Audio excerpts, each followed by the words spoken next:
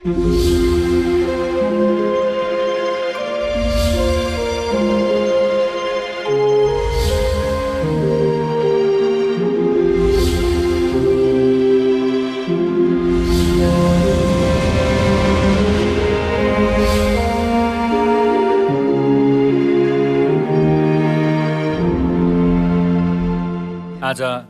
यरुसलेमलाई प्रेम गर्नेहरू र विरोध गर्नेहरूको परिणाम भन्ने विषय लिएर सँगै परमेश्वरको शिक्षालाई बाइबलद्वारा खोज्ने समय लिनेछौँ। हाम्रो पृथ्वी रहेको यो ब्रह्माण्डलाई सोची हेर्ने हो भने हामीहरू यस ग्रहभित्र रहेर अहिले यो समयमा पनि प्रति घण्टा 1,00,000 किलोमिटरको गतिमा सूर्यको वरिपरि उडिरहेका छौँ। तर के महसुस हुन्छ त? आँखाले देखिने यो पृथ्वीमा मात्र केन्द्रित रहेर सबै कुराहरूलाई हेर्दा र ब्रह्माण्डबाट यो पृथ्वीलाई हेर्दाको महसुस बीच एकदमै भिन्नता छ। सधैँ व्यस्त दिनचर्यामा बाँधिएर यो पृथ्वीका कुराहरूको विषयमा मात्र सोच्दा परमेश्वरका महान शिक्षालाई सङ्कुचित दृष्टिकोणले हेर्न पुगिन्छ। तर हामीले यो पृथ्वीलाई बाहिर ब्रह्माण्डबाट हेर्यौँ भने परमेश्वरको महान शक्तिलाई पूर्ण रूपमा महसुस गर्न सक्नेछौँ। यति सानो पृथ्वीभित्र घट्ने घटनाहरूलाई पनि मानिसहरू उचित ढङ्गले सम्हालेर समाधान गर्न सक्दैनन्। तर हाम्रा परमेश्वरले लाखौँ, अरबौँ, खरबौँ र पद्मभन्दा पनि बढी सङ्ख्याका अनगिन्ती ताराहरूलाई व्यवस्थापन गर्नुहुन्छ। त्योभन्दा पनि अझ ती असङ्ख्य ताराहरू भएको ब्रह्माण्डलाई उहाँले एकपटक पनि सुस्केरा नहालिकन स्वर्गबाट मौनतापूर्वक सञ्चालन गर्नुहुन्छ। सधैँ ती कुराहरूमा हामी परमेश्वरको महानता देख्न सक्छौँ। परमेश्वरले यस पृथ्वीमा ठुलो होस् वा सानो जुनसुकै समस्याहरूलाई पनि मौनतापूर्वक समाधान गरिरहनु भएको छ। तर हामी चाहिँ दिक्क मान्ने, गनगन गर्ने, गुनासो गर्ने, निराश हुने गर्यौँ भने के हुन्छ होला त? हामीले यस्तो कदापि गर्नु हुँदैन भनेर म सधैँ सोच्ने गर्छु।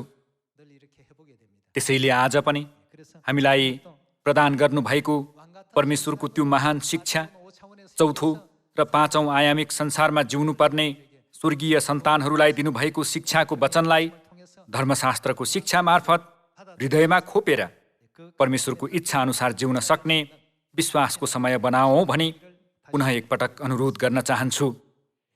हामी यशाया 66 10 को अगमबाडीको वचन सँगै हेर्नेछौँ। हे यरुसलेमलाई प्रेम गर्ने हो, तिमीहरू सबै त्यससित आनन्द गर र त्यसको निम्ति प्रसन्न हो। गलाती 4 मा हेर्ने हो भने यरुसलेमले स्वर्गीय मातालाई सङ्केत गर्दछ नि, होइन र? हे यरुसलेमलाई प्रेम गर्ने हो, तिमीहरू सबै त्यससित आनन्द गर र त्यसको निम्ति प्रसन्न हो। हे त्यसको निम्ति शोक गर्ने हो, आनन्दले प्रफुल्लित हो भनिएको छ। हे यरुसलेमलाई प्रेम गर्ने हो, तिमीहरू सबै त्यससित आनन्द गर र त्यसको निम्ति प्रसन्न हो। यहाँ त्यससित भनेर लगातार भनिएको छ नि, किनकि त्यसका सान्त्वना दिने स्तन चुसेर तिमीहरू सन्तुष्ट हुनेछौ र दुध पुरै चुसेर त्यसको प्रशस्तपनामा आनन्दित हुनेछौ। किनकि परमप्रभु यसो भन्नुहुन्छ, म शान्तिलाई नदी झैँ र जाति जातिहरूको सम्पत्ति उर्लदो खोला झैँ त्यसतर्फ बढाउनेछु। तिमीहरू दुध चुस्नेछौ र तिमीहरू आगमा बोकिनेछौ र घुँडामा खेलाइनेछौ भनिएको छ। परमेश्वरले यरुसलेमलाई प्रेम गर्नेहरू त्यसको सान्त्वना दिने स्तन चुसेर सन्तुष्ट हुनेछन् र त्यसको प्रशस्तपनामा आनन्दित हुनेछन् भन्नुभयो। तर त्यसको ठिक विपरीत यरुसलेमलाई विरोध गर्नेहरूको विषयमा हामी जकरिया अध्याय 14 मा हेरौँ।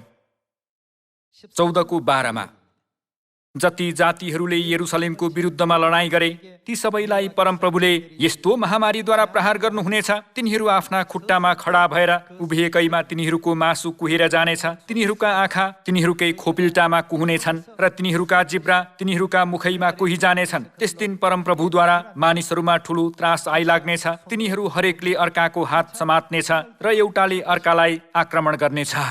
यहाँ यी वचनहरूलाई हेर्ने हो भने यसैया 66 र जकरिया 14 को वचन बीच बिल्कुलै विपरीत सम्बन्ध रहेको देख्न सकिन्छ। यसैया 66 मा चाहिँ यरुसलेमलाई प्रेम गर्नेहरूको विषयमा लेखिएको छ भने जकरिया 14 मा चाहिँ यरुसलेमलाई विरोध गर्ने, यरुसलेमको विरुद्धमा लडाईँ गर्नेहरूको विषयमा वर्णन गरिएको छ। यरुसलेमको विरुद्धमा लडाईँ गर्नेहरूलाई यस्तो महामारीद्वारा प्रहार गर्नुहुनेछ भनिएको छ।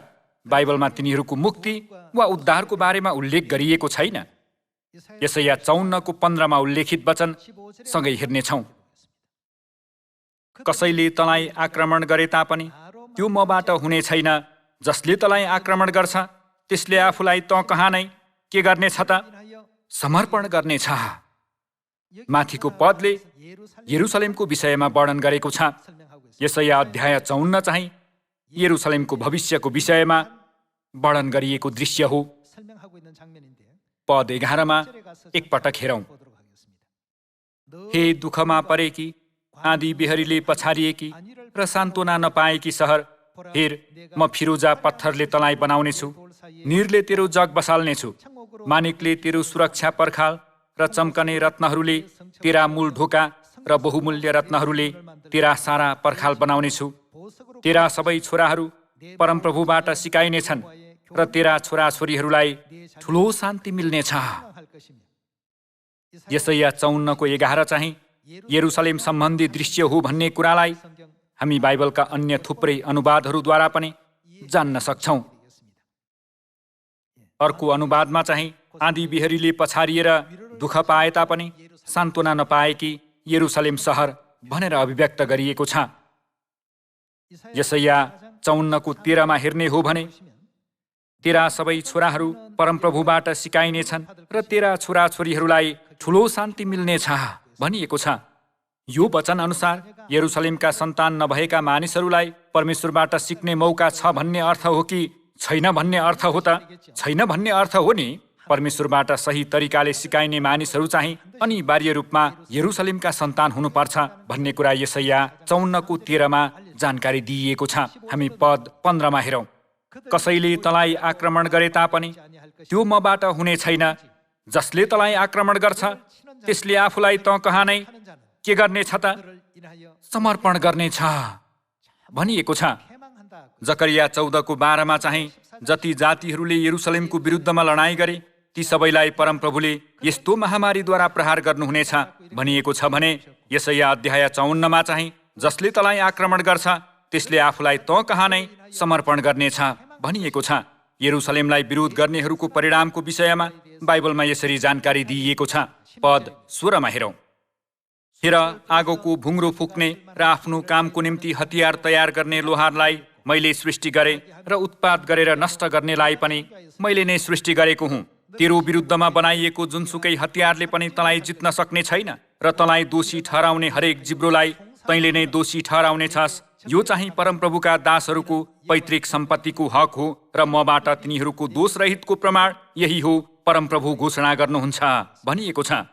यरुसलेमलाई प्रेम गर्नेहरू सधैँ उहाँसँगै खुसी हुनेछन् र उहाँको साथमा उनीहरूले आनन्दको अनुभव गर्नेछन् भन्ने वास्तविकता यसैया अध्याय 66 मा वर्णन गरिएको छ। तर जकरिया अध्याय 14 र यसैया अध्याय 54 मा जति जातिहरूले यरुसलेमको विरुद्धमा लडाईँ गरे अर्थात् विरोध गरे ती सबैलाई परमप्रभुले यस्तो महामारीद्वारा प्रहार गर्नुहुनेछ। अनि जसले तँलाई आक्रमण गर्छ त्यसले आफूलाई तँ कहाँ नै समर्पण गर्नेछ भनिएको छ। हामी यसैया 60 को 12 को वचनमा हेर्ने हो भने किनकि तेरो सेवा नगर्ने जाति वा राज्य के हुनेछ? नष्ट हुनेछ। त्यो बिल्कुलै के हुनेछ भनिएको छ त? नष्ट हुनेछ। लेबनानको गौरव तँ कहाँ आउनेछ? सल्लोहरू र धुपीका रुखहरू समेत मेरो पवित्र स्थान सुन्दर बनाउनलाई आउनेछन् र म मेरो चरणको स्थानलाई गौरवमय बनाउनेछु। तँलाई सताउनेहरूका छोराहरू तँ कहाँ शिर निहुराउँदै आउनेछन्। तँलाई घृणा गर्नेहरू सबै तेरा खुट्टामा निहुरनेछन् भनिएको छ। यहाँ हेर्ने हो भने यरुसलेमलाई विरोध गर्नेहरू र यरुसलेमको विरुद्धमा लडाईँ गर्नेहरूले यरुसलेमलाई धेरै दुःख दिनेछन् अनि यरुसलेमको धेरै निन्दा गर्नेछन् भनिएको छ। त्यसो भए तिनीहरूको परिणाम के हुन्छ होला त? तिनीहरू सबै उहाँको खुट्टामा निहुरनेछन्। तिनीहरूले उहाँको सामु घुँडा टेक्नेछन् र बिल्कुलै नष्ट हुनेछन् भनेर यसरी बाइबलमा हामीलाई जानकारी दिइएको छ। कसैले त्यो त यरुसलेम सहरको विषयमा गरिएको वर्णन होइन र भनेर जिद्दी गर्ने गर्छन्। त्यसो भए बाइबलमा यरुसलेमको विषय किन यति धेरै पटक देखा परेको होला? सबै इस्राएलीहरूले जहाँ गए पनि प्रार्थना गर्दाखेरि सधैँ यरुसलेमतर्फ फर्केर प्रार्थना गर्थे। यरुसलेम नै उनीहरूको आत्मिक गृहनगर थियो। उनीहरूले कहिल्यै छोड्न नसक्ने विश्वासको सबैभन्दा मुख्य केन्द्र नै यरुसलेम थियो। परमेश्वरले पुरानो करारको सबै इतिहासभित्र यरुसलेम सम्बन्धी यति धेरै अभिलेखहरू हुने गराउनुमा निश्चय नै कुनै कारण रहेको हुनुपर्छ नि, होइन र? यूहन्ना 5:39 वचनमा भनिएको छ कि परमेश्वरको विषयमा गवाही दिनको निम्ति बाइबल लेखिएको हो। यरुसलेम सम्बन्धी सत्यता, पवित्र स्थानको विषय, पुरानो करारको सबै बलिका विधिहरू अनि हामीले अहिले पालन गरिरहेको सब्बात दिनको आराधना, 3 चरणका 7वटा चाडहरू, यी प्रत्येक व्यवस्था र नियमहरूले स्वर्गीय पिता र स्वर्गीय माता यो पृथ्वीमा हाम्रो साथमा हुनुहुन्छ भन्ने वास्तविकता बोध गराएको छ नि, होइन र? अनि स्वर्गीय पिता माताको इच्छा चाहिँ हामीले परमेश्वरलाई सही तरिकाले ग्रहण गरेर परमेश्वर कहाँ आई अन्तिम मुक्तिको अनुग्रह प्राप्त गरोस् भन्ने हो नि, होइन र? यसकारण प्रकाश 22 वचनमा पनि अन्त्यमा कतातिर आओ भनिएको छ त? सबैजना पवित्र आत्मा र दुलही कहाँ आओ, तब जीवनको पानी सित्तैमा पाउनेछौ भनिएको छ।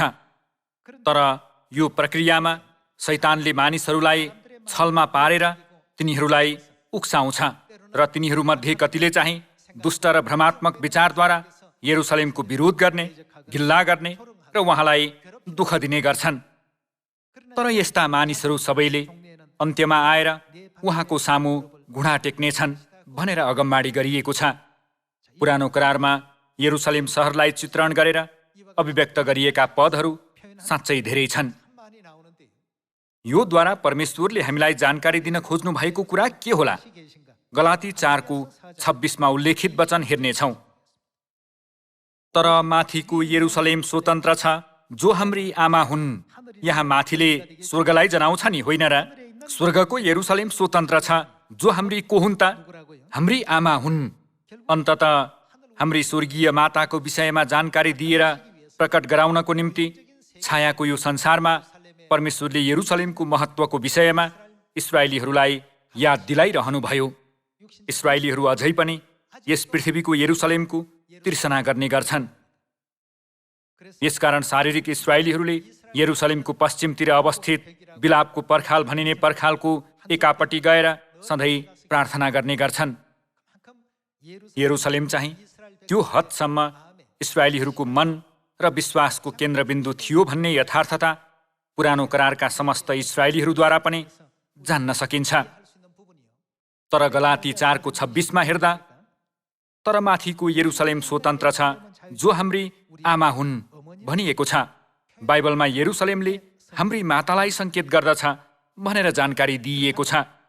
त्यसो भए यशाया अगमवक्ताले यरुसलेम सम्बन्धी दृष्टान्तमा कसरी भनेका छन्? पुनः एकपटक निश्चित गरी हेरौँ। यशाया 62:6 वचन हेर्ने हो भने मैले तेरा पर्खालहरूमा पहरा बस्नेहरू राखेको छु, ए यरुसलेम, तिनीहरू न त दिनमा न रातमा चुपचाप बस्नेछन्। हे परमप्रभुलाई पुकार्ने हो, विश्राम नलेऊ र जबसम्म उहाँले यरुसलेमलाई स्थापित गरेर त्यसको महिमा पृथ्वीभरि फिजाउनुहुन्न तबसम्म उहाँलाई विश्राम गर्न नदेऊ भनिएको छ। माथिको यरुसलेम हाम्री आमा हुन् भनिएको छ। त्यसो भए स्वर्गका प्रजाहरूलाई माताको अस्तित्व कसले थाहा दिनुभयो त?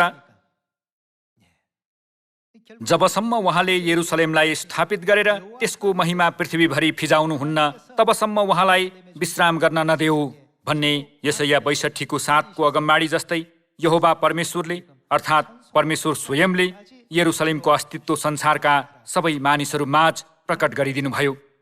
परमेश्वरले यरुसलेमको अस्तित्वको विषयमा मानव जातिलाई जानकारी दिनुभएर घोषणा गर्नुभएको चाहिँ यरुसलेमलाई यो संसारबाट महिमा र प्रशंसा पाउने गराउनको निम्ति हो। परमेश्वरले प्रकट गर्नुभएको उहाँ यरुसलेमलाई प्रेम गर्नेहरू र विरोध गर्नेहरू गरी दुई किसिमका मानिसहरू छन्।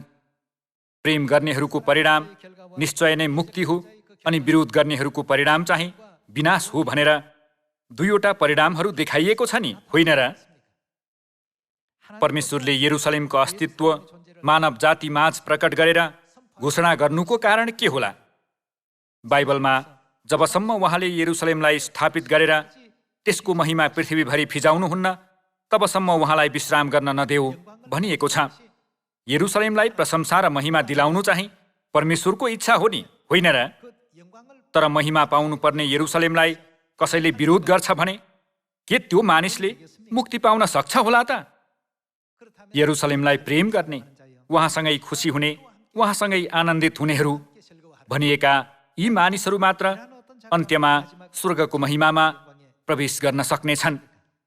अनन्त स्वर्ग राज्यमा प्रवेश नगर्दासम्म शैतानले कस्तो तरिकाले बाधा पुर्याउँछ हामीलाई थाहा छैन। उत्पत्ति 3मा हेर्ने हो भने शैतान र स्त्री बीच कस्तो सम्बन्ध हालिएको छ त? दुश्मनी हालिएकोले यो संसारमा रहुन्जेल शैतानले स्त्रीलाई सधैँ सताउने, निन्दा गर्ने र बाधा दिने कार्य गर्नेछ। तापनि अन्त्यमा के हुनेछ त? तिनीहरू सबैले उहाँको सामु घुँडा टेक्नेछन् भनिएको छ नि, होइन र? भजन सङ्ग्रह 122को 5को वचन सँगै हेर्नेछौँ। त्यहाँ न्यायका सिंहासनहरू छन्। कहिलेकहीँ हामीहरू यो चाहिँ आशिष पाउने बाटो हो कि त्यो चाहिँ आशिष पाउने बाटो हो भनेर सोच्ने गर्छौँ। हामीले सही तरिकाले छुट्याउन नसकेका त्यस्ता अवस्थाहरू धेरै छन्। यसै कारण परमेश्वरले न्यायका सिंहासनहरू खडा गर्नुभएको हो। दाउदको वंशका सिंहासनहरू त्यहाँ छन्। पद 6मा यरुसलेमका शान्तिको निम्ति प्रार्थना गर, तँलाई माया गर्नेहरू के रहन्? सुरक्षित रहन् भनिएको छ। यो नै हाम्रा परमेश्वरको इच्छा हो। यरुसलेमलाई प्रेम गर्नेहरू पनि छन् अनि यरुसलेमलाई विरोध गर्नेहरू पनि छन् भनेर बाइबलमा हामीलाई स्पष्टसँग जानकारी दिइएको छ। यरुसलेमको विरुद्धमा लडाईँ गर्ने, विरोध गर्नेहरूले विपत्ति भोग्नेछन् अनि यरुसलेमलाई आक्रमण गर्नेहरू सबै नष्ट हुनेछन्। तर यरुसलेमलाई प्रेम गर्नेहरू सबै सुरक्षित र समृद्ध हुनेछन् भनेर जानकारी दिइएको छ। वर्तमान समयका हामीहरूले आफ्नो विश्वास र धार्मिक जीवनको निर्देशाङ्कलाई कसरी निर्धारण गरेर जिउनुपर्छ भन्ने विषयमा यशाया अध्याय 49मा हेरौँ। 49को 22मा हेरौँ। परमप्रभु परमेश्वर यसो भन्नुहुन्छ, हेर, म अन्य जातिहरूलाई हातको इसाराले बोलाउनेछु र मेरो झण्डा जाति जातिहरूका सामुन्ने खडा गर्नेछु। तिनीहरूले तेरा छोराहरूलाई आफ्ना हातमा बोकेर ल्याइदिनेछन् र तेरा छोरीहरू चाहिँ तिनीहरूका काँधमा बोकेर ल्याउनेछन्। यशाया 60को अगमबाडी पनि उस्तै होइन र? जाति जातिहरू यरुसलेमको महिमाको ज्योतिमा आउने त्यो दृश्यलाई यशाया अध्याय 49मा पनि उस्तै तरिकाले वर्णन गरिएको छ। पद 23मा हेरौँ। राजाहरू तेरा के हुनेछन् भनिएको छ त? धर्मबुबा र तिनीहरूका रानीहरू तेरा स्याहार गर्ने आमा हुनेछन्। तिनीहरूले भुइँमा घुप्टो परेर तँलाई दण्डवत गर्नेछन् र तेरा खुट्टाको सामुको धुलो चाट्नेछन्। तब तैँले जान्नेछस् कि म परमप्रभु हुँ, मेरो आशा गर्नेहरू निराश हुने छैनन् भनिएको छ। यरुसलेमको विषयको वर्णनमा पनि यसरी भनिएको छ, राजाहरू तेरा धर्मबुबा र तिनीहरूका रानीहरू तेरा स्याहार गर्ने आमा हुनेछन्। तिनीहरूले भुइँमा घुप्टो परेर तँलाई दण्डवत गर्नेछन् र तेरा खुट्टाको सामुको धुलो चाट्नेछन्। यतिसम्म यरुसलेमको महिमाको कदर हुनेछ भन्ने तथ्य बोध हुँदैन र? पुरानो करारको इतिहासमा हेर्ने हो भने मानिसहरूले यरुसलेम मन्दिरलाई कति अमूल्य ठान्थे भन्ने जान्न सक्छौं। दानियल अगमवक्ताले आफूले मृत्यु भोग्नुपर्ने कुरा जानेर पनि यरुसलेमतर्फ फर्किएर प्रार्थना गर्न कहिल्यै रोकेनन्। राजा दाराको शासनकालमा घटेको घटना हो। राजा दाराले आफ्नो निम्ति 3 जना प्रशासक नियुक्त गरेका थिए, जसमध्ये दानियल पनि एक थिए। तर अन्य प्रशासकहरूको नजरमा दानियल अन्य जाति थिए। अन्य जाति भए पनि तिनी प्रशासक बनेको कुरा उनीहरूको आँखाको काँडो बनेको थियो। दानियलले दिनमा 3 पल्ट परमेश्वरमा प्रार्थना चढाउने गरेको कुरा उनीहरूलाई थाहा भएकोले दानियललाई हटाउने उद्देश्यका साथ उनीहरूले राजालाई आगामी 30 दिनको अवधिभरि कसैले हजुर बाहेक कुनै देवता वा मानिसलाई प्रार्थना गरे भने त्यो व्यक्ति सिंहको खोरमा फ्याँकिनेछ भन्ने आदेश निकाल्नुहोस् भनी अनुरोध गरे। उनीहरूले राजाप्रति वफादार भएको स्वाङ पारेर राजाको लाल मोहर प्राप्त गरी पुरै देशभरि राजकीय आदेश फैलाए। अन्य कुनै देवताको नाउँमा पूजा गर्न वा प्रार्थना गर्न प्रतिबन्ध लगाइएको राजाको आदेश पुरै देशभरि फैलियो। यसकारण दानियलमाथि एकदमै ठूलो सङ्कट आइपर्यो। दानियललाई उक्त आदेश प्रकाशित भएको कुरा थाहा भए तापनि सोही दिनमा उनले यरुसलेमतिर खुल्ला भएको झ्यालतर्फ फर्केर प्रार्थना गरे। यसो गर्दा अन्ततः दानियल सिंहको खोरभित्र फालिएको घटना उल्लेख भएको छ नि। हामी दानियल 6:10 मा हेरौँ। जब दानियलले त्यो आदेश प्रकाशित भएको थाहा पाए, तिनी आफ्नो घरको माथिल्लो तलाको कोठामा गए, जहाँ झ्यालहरू कतातिर खुल्ला थिए त? यरुसलेमतिर। पहिले जस्तै तिनी दिनमा 3 पल्ट घुँडा टेके परमेश्वरलाई धन्यवाद दिँदै प्रार्थना गर्थे। तब ती मानिसहरू समूह बनाएर गए र दानियलले परमेश्वरसँग सहायताको लागि प्रार्थना गरिरहेका उनीहरूले भेट्टाए। यसकारण उनीहरू राजा कहाँ गए र उनलाई उनको राजकीय आदेशको बारेमा भने, हे महाराजा, के आगामी 30 दिनको अवधिभर जसले हजुरलाई बाहेक अन्य कुनै देवता वा मानिसलाई प्रार्थना गर्छ त्यो सिंहको खोरमा फ्याँकिनेछ भनी हजुरले एउटा आदेश प्रकाशित गर्नुभएको छैन र? राजाले जवाफ दिए, हो, मादीहरू र फारिसीहरूका ऐन बमोजिम जुन चाहिँ खारेज हुन सक्दैन त्यो आदेश स्थायी छ। तब उनीहरूले राजालाई भने, हे महाराजा, यहुदाबाट देश निकाला गरिएकाहरूमध्ये एकजना दानियलले हजुरको वा हजुरले लिखित रूपमा जारी गर्नुभएको आदेशको वास्ता गर्दैनन्। उनी अझै पनि दिनमा 3 पल्ट प्रार्थना गर्दछन्। उनीहरूले दानियललाई हटाउनको निम्ति षड्यन्त्र रचे तापनि दानियलले हरेस नखाई सोही दिनमा उनले यरुसलेमतर्फ फर्केर प्रार्थना गरेको स्वरूप देखाइदिए। दानियल सिंहको खोरमा फालिए तापनि उनलाई सिंहले कुनै हानि पुर्याएन। अन्त्यमा दानियलमाथि झुटो आरोप लगाउने मानिसहरूले सिंहहरू नभुकाएकोले दानियललाई नखाएको हो भनेका थिए। दानियललाई खोरबाट बाहिर निकालेपछि ती मानिसहरू चाहिँ उनीहरूका श्रीमती र नानीहरू सहित सिंहको खोरमा फ्याँकिएका थिए।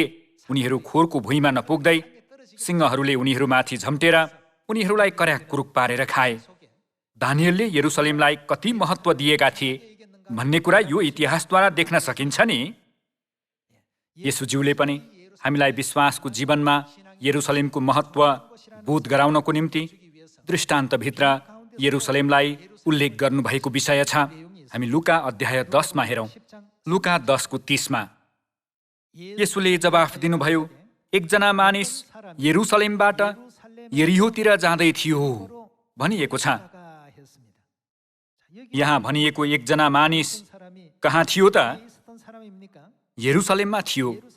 यरुसलेममा बस्ने मानिस यरुसलेम छोडेर यरिहोतिर जाँदै थियो। बाटोमा के भयो त? त्यो डाकुहरूको फेला पर्यो भनिएको छ।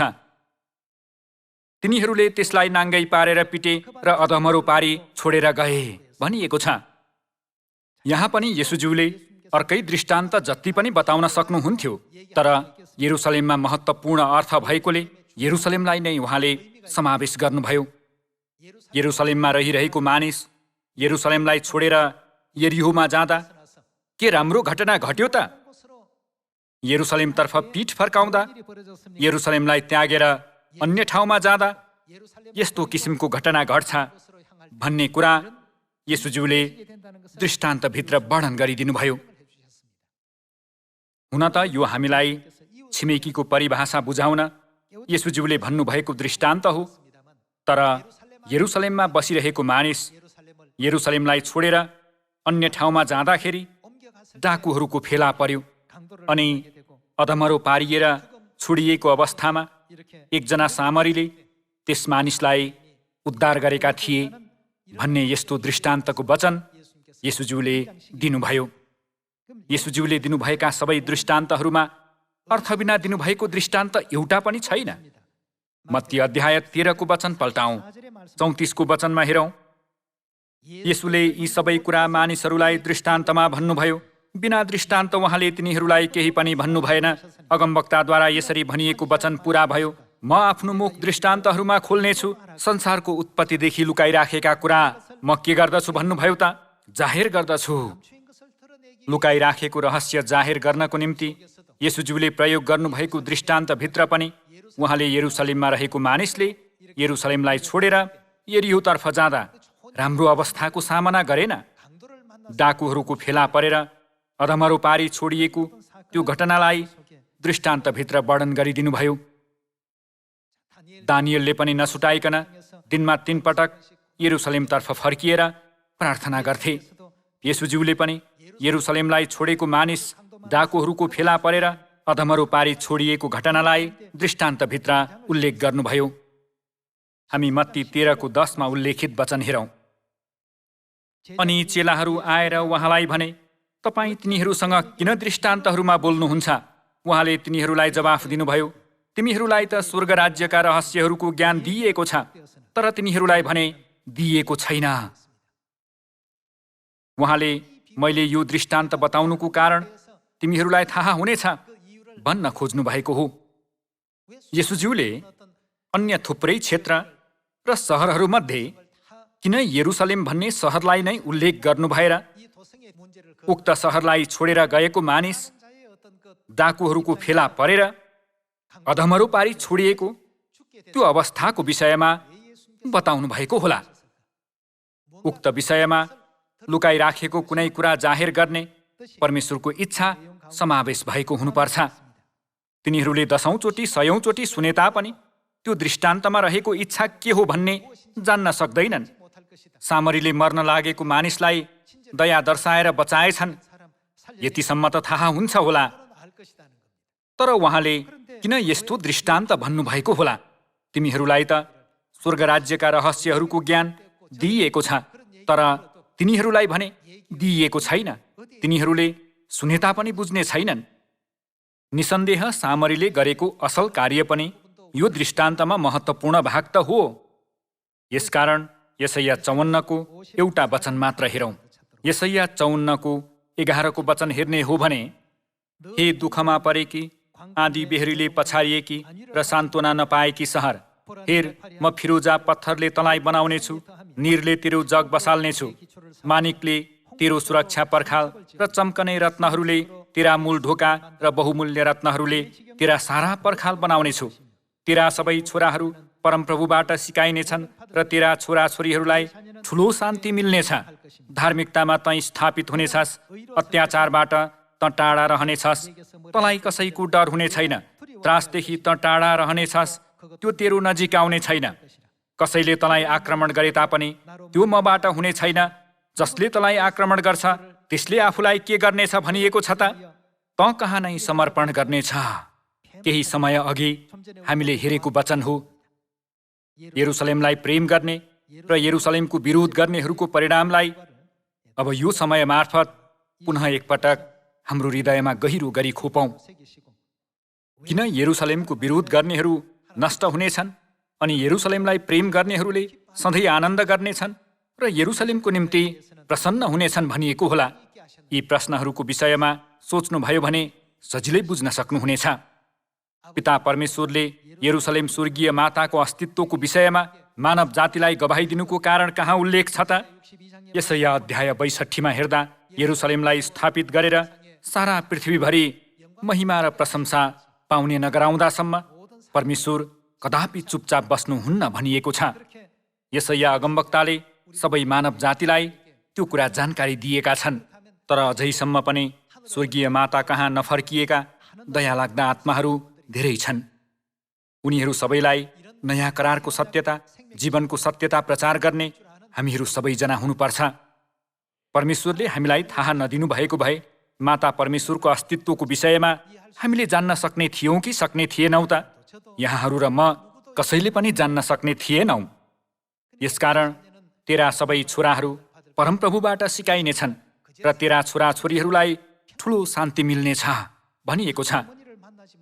स्वर्गीय मातालाई नभेटेका मानिसहरूलाई शान्ति मिल्न सक्दैन।